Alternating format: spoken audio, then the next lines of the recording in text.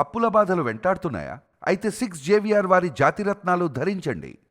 తెలుగు జాతి విశ్వఖ్యాతి, యువగలం, స్త్రీ శక్తి, పేదల సేవల్లో సామాజిక న్యాయం, అన్నదాతకు అండగా కార్యకర్తలే మన అధినేత. ఈ 6 శాసనాలు మనం గుర్తుపెట్టుకోవాలి, రాసుకోవాలి. ఏ నిర్ణయం తీసుకున్నా ఈ 6 శాసనాలు ఒక్కసారి ఆలోచించి నిర్ణయం తీసుకోవాలని అందరినీ కోరుతున్నాం.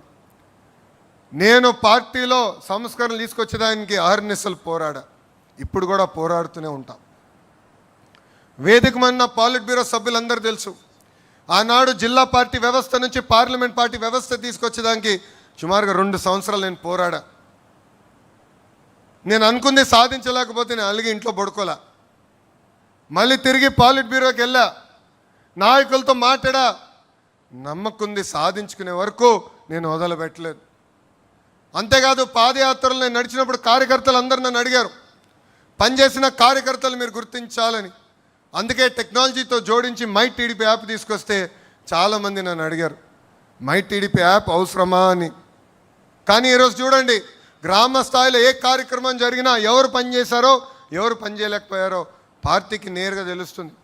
ఈరోజు క్లస్టర్లో మనం మహానాడు ఏర్పాటు చేసుకుంటే దానికి ఎవరు వచ్చారు ఎవరు రాలేకపోయారు కూడా నేరుగా పార్టీకి తెలిసే పరిస్థితి. అందుకే పార్టీ చరిత్రలో ఎప్పుడు లేని విధంగా ఒక మండల్ పార్టీ అధ్యక్షురాలు శ్రీదేవి గారిని ఏకంగా పాలిట్ బ్యూరోకి తీసుకొచ్చిన ఘనత మన నాయకుడు చంద్రబాబు నాయుడు గారిది. అంతేకాదు పార్టీ ఆవిర్భావం నుంచి ఏకంగా సీటు పొత్తుల్లో పోయినా అండగా నిలబడి ఎక్కడ కార్యకర్తలు చెక్కు చెదరకుండా మా మంగళగిరి నియోజకవర్గంలో క్లస్టర్ ఇన్ఛార్జ్గా పనిచేసిన ధనంజయ్ గారిని కూడా ఏకంగా పాలిట్ బ్యూరోకి తీసుకొచ్చిన ఘనత మన నాయకుడు చంద్రబాబు నాయుడు గారు. నిజం గడప దాటే లోపల అబద్ధం ప్రపంచం చుట్టూ తిరిగి వస్తుంది. ఈరోజు మనం చూస్తున్నాం, ఆ సైకో పార్టీ, క్షమించాలి, గొడ్డలి పార్టీ, ఆ గొడ్డలి పార్టీ ఎలాంటి కుట్రలు చేస్తున్నాయో మనందరం చూడాలి. మనందరం అప్రమత్తంగా ఉండాలి. ఎవరు ఊహించిన విధంగా 150 రోజుల్లో మనం డిఎస్సి నిర్వహించి మనం ఉపాధ్యాయులకి ఆఫర్ లెటర్ ఇచ్చాం.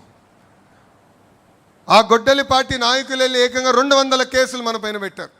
డిఎస్సి అడ్డుకోవాలని ప్రయత్నించారు, కానీ ఎక్కడా వాళ్ళు అడ్డుకోలేకపోయారు. అందుకే ఇప్పుడు కొత్త డ్రామా తీసుకొచ్చారు డిఎస్సి పైన. అందుకే చెప్తున్నా, సైకో నీది 10th క్లాస్ పేపర్ లీక్ చేసిన బ్యాచ్, నాది స్టాన్ఫర్డ్ హిస్టరీ ఉన్న బ్యాచ్. టీచర్ని లిక్కర్ షాప్ ముందలు నిలబెట్టిన ఘనత మీది. టీచర్ని సింగపూర్కి ట్రైనింగ్ పంపించిన ఘనత మాది. 5 ఏళ్ళలో ఒక్క టీచర్ పోస్ట్ భర్తీ చేయలేని ఘనత మీదవుతే, మేము అధికారంలోకి వచ్చిన తొలి సంవత్సరంలోనే 16,000 టీచర్ పోస్టులు భర్తీ చేసిన ఘనత మాది.